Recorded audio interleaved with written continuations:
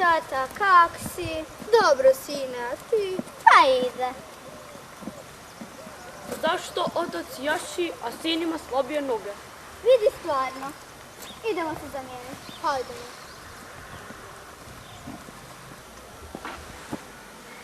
I o čemu smo ono mi pričali? Ne sjećam se. Zašto sin jaši ako otac ima starije noge?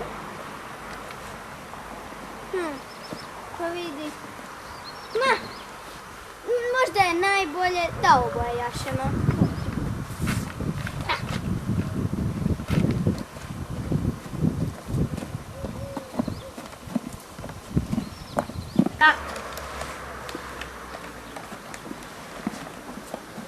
A jadan magarot, zašto oboje jašete?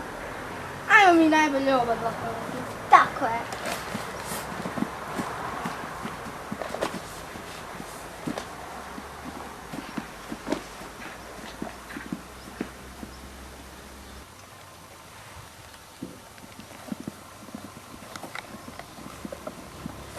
Zašto imate magarca kad ne jašete na njemu? Znaš što, magarat sam najviše patio. Hajde da ga nosimo. Istina.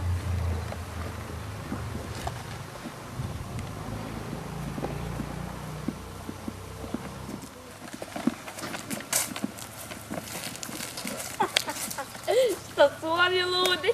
Nose magarca.